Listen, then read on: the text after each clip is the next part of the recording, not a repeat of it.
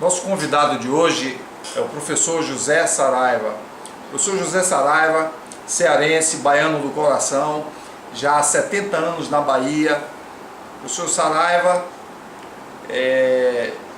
chegou a Salvador, se apaixonou pela terra e por aqui ficou. É um grande líder do movimento esperantista baiano e com certeza o professor Saraiva tem muitas novidades e muitas surpresas para nos revelar da sua experiência no mundo do Esperanto. Professor Saraiva, como o senhor tomou o primeiro contato com o Esperanto, a língua internacional? Quem primeiro me falou sobre o Esperanto foi o Dr. Siquara. Nós éramos conselheiros de uma associação lá no Terreiro de Jesus, e um dia depois da reunião ele nos disse: bom, eu já estou indo porque eu vou passar na Associação Baiana Esperanto. Eu perguntei: e como é para se faz para aprender Esperanto? Ele disse: você passa lá. Eu passei na associação, encontrei com a dona Valdina, que era a diretora, e logo nesse dia eu comecei a ser informado sobre o Esperanto e comecei logo a aprender. Há quanto tempo se deu esse fato? Isso foi lá na década de 70, lá 72, 93, por aí assim. O senhor chegou a ouvir o Esperanto, uma conversação de Esperanto nessa época, o que na verdade instigou o senhor a entrar em contato com essa língua? O senhor chegou a ouvir uma conversação, ou assistiu uma aula dele, ou simplesmente ele tocou no assunto e despertou o seu interesse? O que me despertou mais foi eu ter lido os livros espíritas de Esperanto e saber que foi uma das organizações que primeiro editou o livro Esperanto, Federação Espírita Brasileira. E lendo os livros dos autores famosos como Ismael Braga, Porto Carreiro Neto, foram grandes tradutores das obras do Esperanto do Brasil, que chegaram até a ser reconhecidos no exterior. Então, por intermédio desses grandes autores, eu me interessei pelo Esperanto, tendo conhecimento que era uma língua falada no mundo todo. Embora que não fosse pelo grande número, mas que o Esperanto já era falado em vários países do mundo e que eu fiquei sabendo que a sede do Esperanto era na Holanda, exatamente em Roterdã. E tiveram outros motivos que me fizeram aprender o Esperanto. O que foi um pouco difícil é porque eu já estava com a idade um pouco avançada. Eu, quando comecei a aprender, já estava com mais de 50 anos, logo depois da minha aposentadoria na aeronáutica. Mas com muito esforço, com muito desejo de aprender, consegui aprender a língua e escrever alguma coisa, fazer palavras cruzadas e me corresponder com vários países do mundo. Isso me ajudou muito, porque eu sabendo pouco, mas aqueles meus correspondentes, que eram pessoas já de grande cultura, por intermédio deles eu aprendi muita coisa. Melhorei muito os meus conhecimentos, observando o conhecimento das pessoas mais cultas do Esperanto. O senhor estudou inicialmente autodidaticamente ou o senhor teve um professor de Esperanto? O meu aprendizado foi misto. Eu tive, por exemplo, o Dr. Siquara me ensinou alguma coisa, deu algumas aulas. E a primeira aula que ele me deu foi Floriana. Foi o alfabeto do Esperanto. Quem foi Floriana, Saraiva? Floriana já faleceu. Foi a grande trabalhadora do Esperanto na Bahia, já falecida. Depois tive aula com o Henrique Quinete, professor Quinete, professor Siquara, E o mais foi eu aprendi sozinho. Eu mesmo aprendendo, gravando a minha leitura e depois ouvindo. E aí cheguei ao ponto de poder conversar, falar e escrever também esperando. Para que os nossos ouvintes tenham uma noção, quem é o professor José Siquara e também o professor Leopoldo Kennedy? O professor Kennedy, para mim, ele não aprendeu Esperanto com ninguém. Ele é verdadeiramente um autodidata. Porque no Brasil eu acho que não teve ninguém para saber o quanto ele sabia. É bastante vocês imaginarem que ele traduziu os Lusíadas de Camões e até os esperantistas portugueses se admiraram porque é uma linguagem já arcaica, mas o professor Kennedy conseguiu traduzir com muita perfeição. O Dr. Siquara é um veterano do Esperanto na Bahia. Quando eu comecei a aprender, já ele estava aqui há algum tempo, e ainda hoje, através desse tempo todo, ele está ainda divulgando e fazendo alguma coisa para que o Esperanto tenha progresso na nossa região. Professor Saraiva, e o que nós podemos dizer para os ouvintes para que os estimule ao ensino do Esperanto, ao aprendizado do Esperanto? Por que devemos nós aprender Esperanto? O aprendizado do Esperanto nos traz muitas vantagens. Por exemplo, o Esperanto para o jovem que vai aprender línguas estrangeiras, ele sabendo Esperanto, ele aprende essas línguas na metade do tempo. E para os mais antigos que nós temos lá no mundo esperantista, muitos que aprenderam Esperanto já depois de uma idade avançada. É que, de qualquer maneira, nós aumentamos o nosso conhecimento. Porque quem sabe Esperanto vai falar a sua própria língua melhor e, portanto, aprender línguas estrangeiras com muito mais facilidade. E ter a possibilidade de se comunicar com todas as partes do mundo, fazendo parte da cultura dos povos em qualquer parte. Professor Saraiva, você já foi instrutor de Esperanto? O meu ensino de Esperanto foi pouco, porque naquela época eu não tinha muito tempo de ensinar, mas pelo menos fundamos um grupo de Esperanto que de alguma maneira divulgou o Esperanto não só na nossa região, na Bahia, mas também no Brasil e no mundo. Basta que vocês imaginem que nós do grupo de Esperanto mandamos a Bahia para todos os 5 continentes. Em qualquer parte dos 5 continentes, nesses países, especialmente os mais adiantados, há lá alguma coisa sobre o Esperanto na Bahia. Tem um livro, tem uma vista bonita das praias, enfim, tem alguma coisa relacionada com Salvador.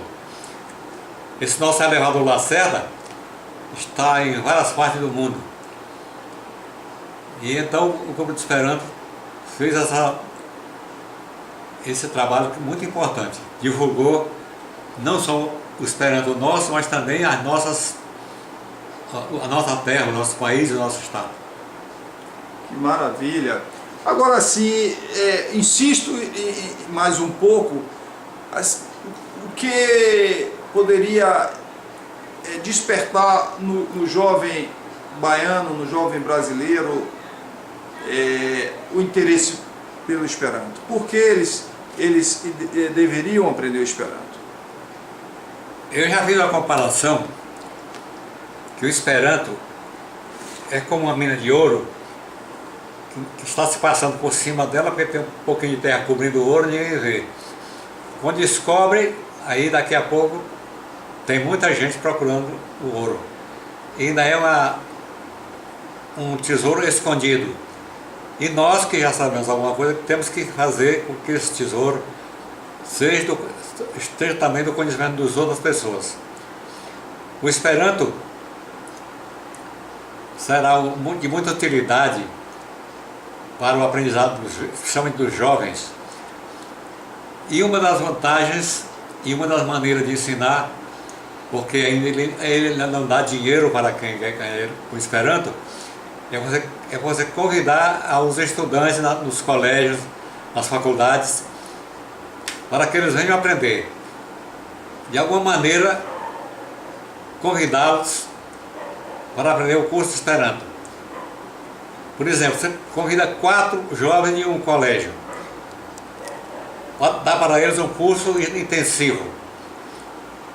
Eles vêm, antes eles não sabem de nada, mas eles ficam conhecendo profundamente, porque o Esperanto, quem sabe, eles vão levar para outros companheiros essas notícias do Esperanto.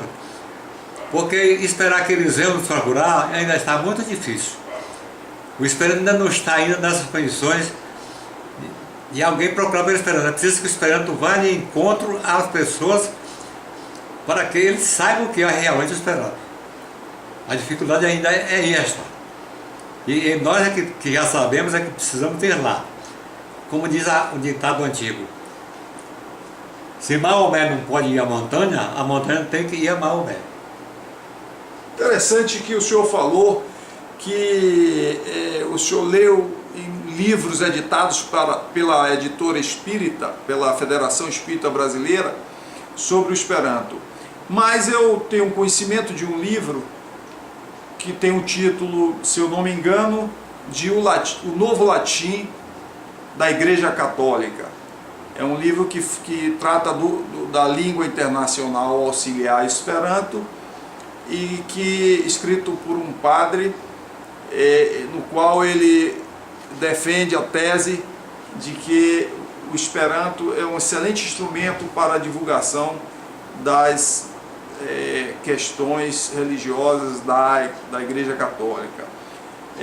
Será se é por esse mesmo motivo que a Federação Espírita Brasileira também investe muito da sua energia para divulgar o Esperanto através de edição de livros em Esperanto? Essa questão religiosa do Esperanto, ela é muito mal entendida ainda.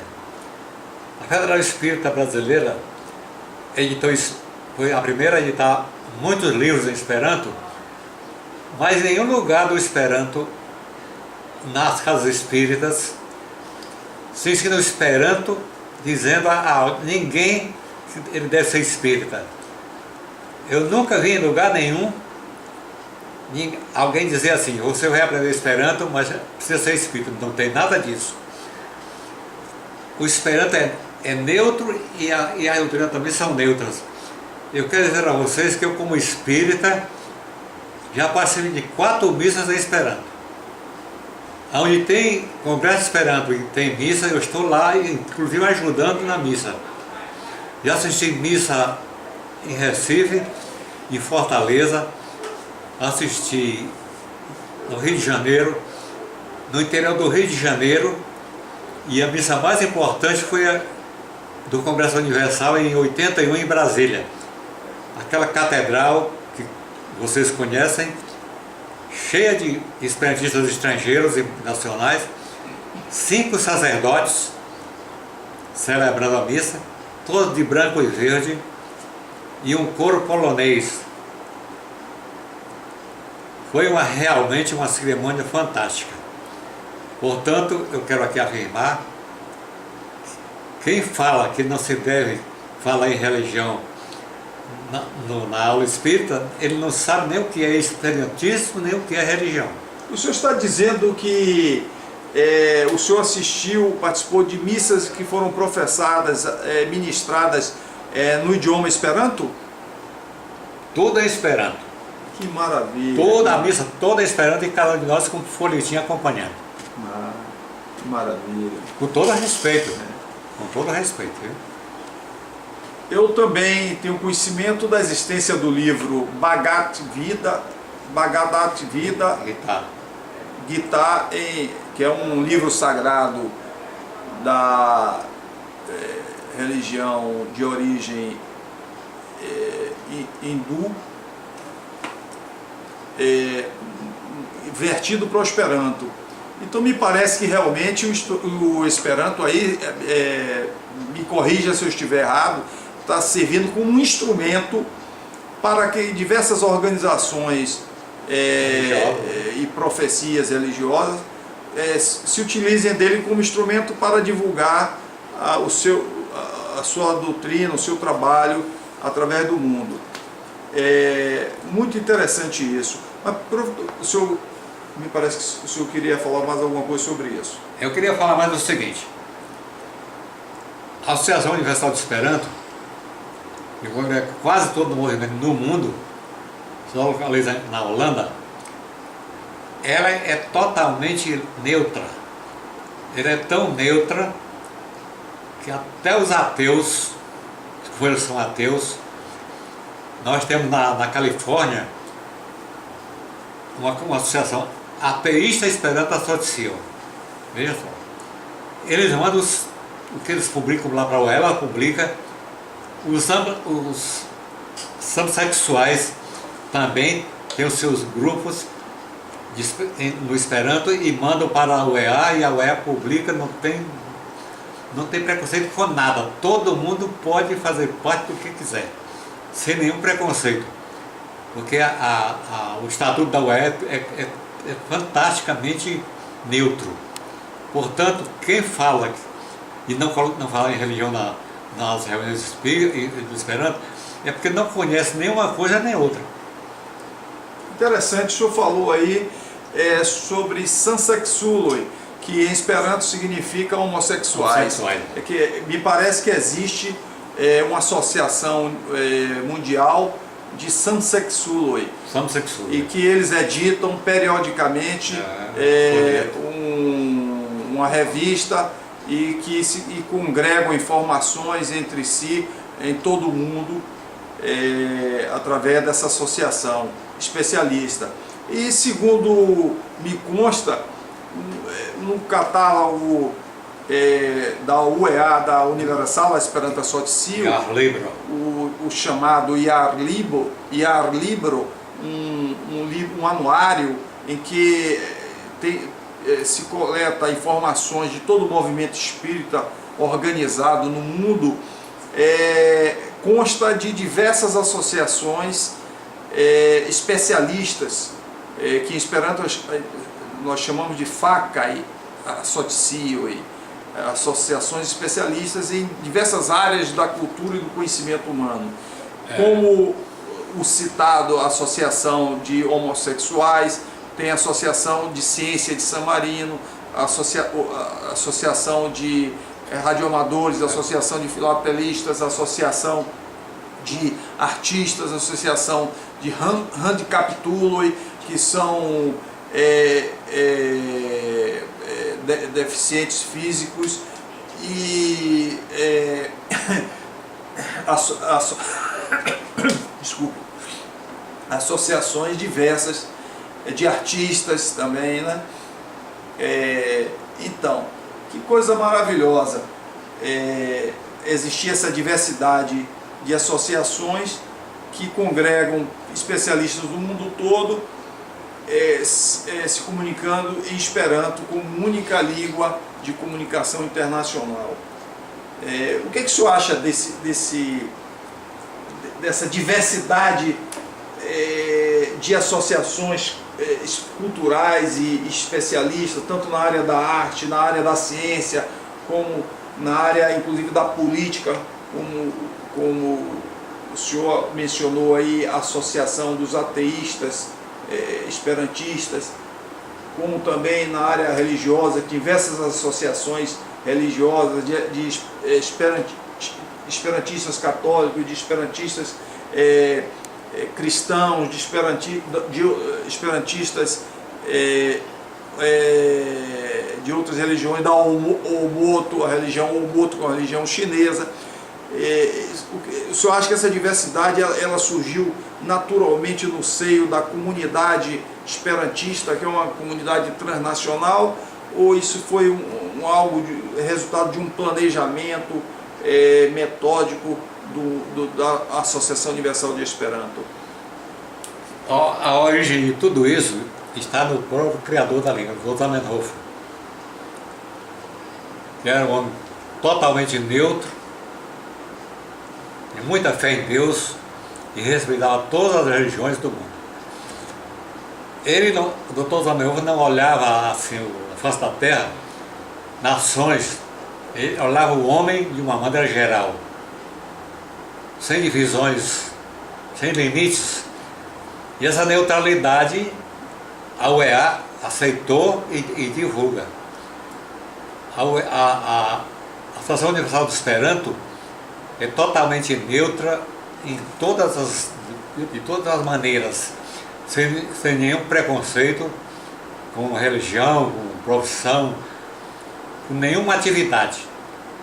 E essa neutralidade faz com que se cumpra realmente o que Zamenhof tinha em mente, a união de dos homens a favor dos outros, uns com os outros, se tornarem uma só nação, um só povo e um só Deus. Pois é, professor Saraiva,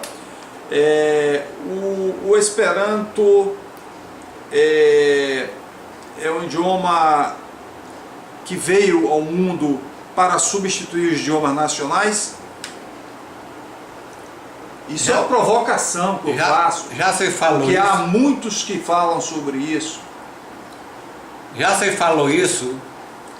Já se falou até há alguns anos atrás que o Esperanto podia se tornar um dialeto muito complicado no mundo inteiro. Até hoje, cada vez mais, ele se aperfeiçoa, porque existe na própria UEA, existe dentro de cada esperantista esta ideia interna de não modificar o Esperanto. Portanto, o que nós estamos vendo aí, qualquer neologismo que é feito hoje, ele tem que ser feito dentro da estrutura que o mestre deixou, que até hoje ninguém abalou. Ela está aí completa, sólida, e ninguém, nem hoje, talvez nem nunca vai abalar. Porque nós precisamos considerar o seguinte: ele vai fazer agora, no 14 de abril, 78 anos de falecido.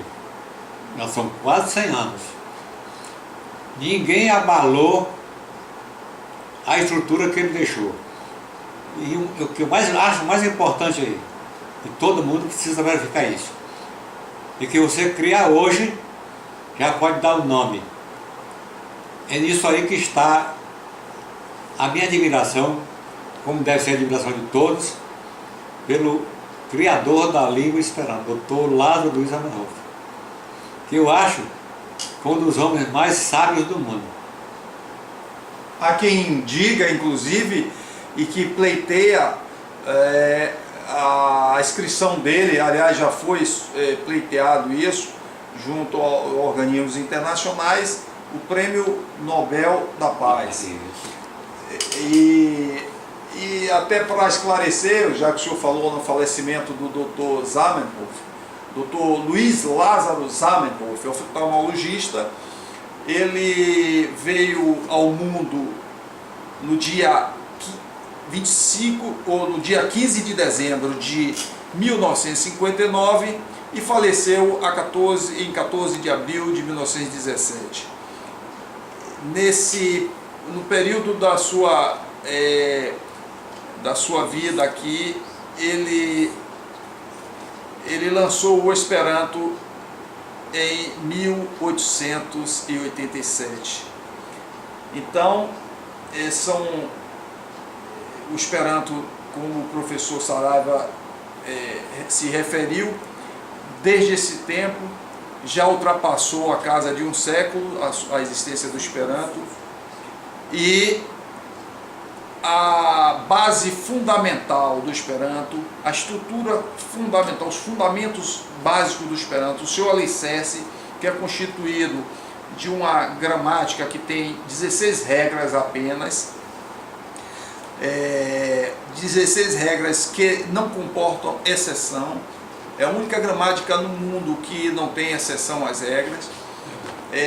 Constituído essa base também de um conjunto um vocabulário caracterizado por raízes internacionais e um sistema de afixos e sufixos que faz com que o número de vocábulos desse vocabulário se reduza substancialmente, e também um sistema de correlativos que facilita bastante e torna bastante flexível o idioma internacional Esperanto. Mas eu achei muito interessante que o senhor afirma que essa base fundamental do Esperanto, essa estrutura básica, é que se dá a certeza de que o Esperanto não virá no futuro a se dialetizar, porque essa estrutura toda, embora haja essa estrutura fundamental no qual se fundamenta qualquer evolução do idioma, o Esperanto continua evoluindo como qualquer língua nacional, crescendo, incorporando novas palavras em função do avanço da sociedade, da tecnologia, da ciência e da arte. E não é isso mesmo, professor? Mas o professor Saraiva também, além de ser um esperantista de escola, o professor Saraiva é o autor do livro Praktika Kurso de Esperanto. Esse livro foi escrito por ele e lançado ao mundo há pouco tempo, não mais que mais ou menos a 9 de março, precisamente no dia 9 de março. E esse livro, em que ele relata que ele não escreveu o livro, ele apenas compilou, ele foi um compilador do livro, em que ele traz a lume toda a sua experiência linguística sobre o Esperanto de uma forma prática, e na qual se utiliza também do recurso do Esperanto, do aprendizado do Esperanto, com a ajuda da língua portuguesa. Ou seja, aprender Esperanto e aprender português, e aprender português e aprender Esperanto através deste livro. Esse é a grande característica marcante deste livro. Sobre este livro, professor Saraiva, o que o levou a pensar na possibilidade de editar este livro? Um dos motivos é que todos os cursos que eu consegui lê-los até agora, aprender por intermédio deles, tinham as suas dificuldades. Então eu procurei colocar no livro a maneira mais fácil de se entender. E outra coisa também, como eu cito no próprio livro, quem aprende por intermédio deste livro não aprende só o Esperanto, mas ao mesmo tempo melhora a sua língua portuguesa. Porque quem sabe Esperanto vai melhorar não só a sua própria língua, mas também as outras línguas que ele poderá ter o desejo de aprender. Especialmente para o jovem, já está comprovado, isso foi comprovado na Universidade de Paderborn, na Alemanha, que aqueles jovens que sabiam Esperanto aprenderam línguas estrangeiras em 50% do tempo dos outros. Portanto, está provado que a língua só traz benefícios. Professor Saraiva, inclusive sobre esse assunto em que o senhor se referiu, eu tenho informação que na verdade se tratou de uma tese de doutorado que foi escrito por este esperantista na Europa. e que essa tese conclui que o Esperanto é uma língua propedêutica. E é isso mesmo, né, professor?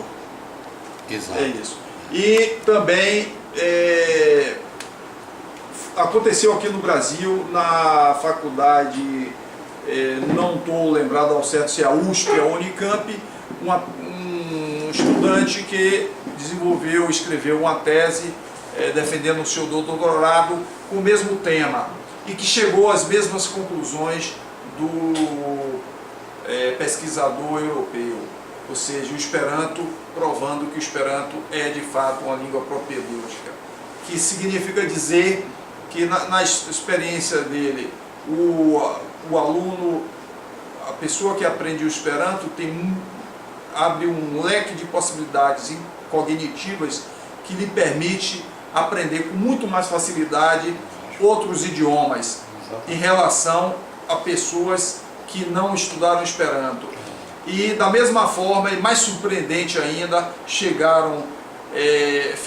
mais surpreendente e ficou também surpreso os autores dessas teses, o autor europeu e o autor brasileiro, a perceber na sua conclusão, na sua descoberta, que não só é propedêutico em relação ao aprendizado de outros idiomas, mas também em relação a qualquer outra disciplina que se submeta ao estudo os alunos que falam e aprenderam Esperanto. Isso ocorreu nas experiências relatadas, quando se verificou que os alunos do grupo que aprendeu Esperanto em relação ao grupo controle da pesquisa, eles também melhoraram significativamente o aprendizado da matemática, da geografia, da língua nacional deles e de outras disciplinas do currículo escolar normal. Então, eu quero, professor Saraiva, fazer uma provocação aqui, até porque nossos alunos, os nossos ouvintes, aliás, melhor dizendo, nossos ouvintes, possam perceber o que é o Esperanto na prática, né? E por causa disso, eu quero pedir que o senhor fale alguma coisa Esperanto, uma mensagem Esperanto para os nossos ouvintes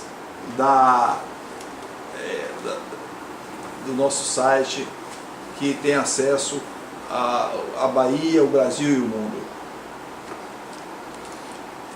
Com grande plezura mi prezentas vi kelkajn vortojn en Esperanto.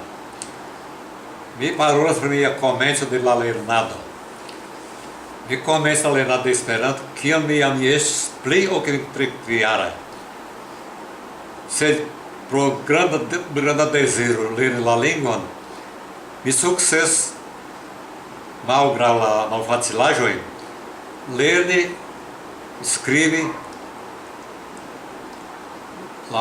kaj paroli la lingvo, inclusive kun eksterlandanoj, ĉar estas granda bona okazo kiam oni renkontas eksterlandanoj, ĉar oni taksas la sciado de la lingvo. Ĉar kiam oni parolas kun brazilanoj, oni povas ŝanĝi la parolado. Sed kiam oni parolas kun eksterlandanoj, oni ne povas, ĉar ili scias la portugala lingvo. Estas en tiu okazo ke oni konstatas se scias bone aŭ bezonas plibonigi la lingvon, la sciadon. Saraiva, ĉu Esperanto estas lingvo facila? Ni jam multe diris ke Esperanto estas facila lingvo. Sed hodiaŭtempe oni ne plu diras tion. Prefere diri Esperanto estas unu el la plej facila lingvo, sed ne la plej facila. Pro tio besonos reúne muito estudo caileiro. Me dancas, senhor. Então, aqui nós estamos chegando ao fim da nossa entrevista, mas antes, porém, nós precisamos também mostrar o livro de autoria do professor Saraiva, Curso de Esperanto, volume 2, que é, na verdade, um livro em forma de brochura, que é a continuação do livro complemento e continuação do livro que nós mencionamos anteriormente, lançado por ele no dia 9. Pois é, professor Saraiva, te agradecemos pelo momento importante, na presença, poder conversar com o senhor, trocar essa experiência, aprendemos um pouco da sua vida no mundo esperantista e, evidentemente, já estou ansioso, o nosso tempo acabou, mas estou ansioso para termos uma segunda oportunidade de nos encontrarmos para falarmos mais sobre o Esperanto, para que nossos ouvintes, nosso público, tome conhecimento desta maravilha que é a língua internacional. E não precisa gravar, não.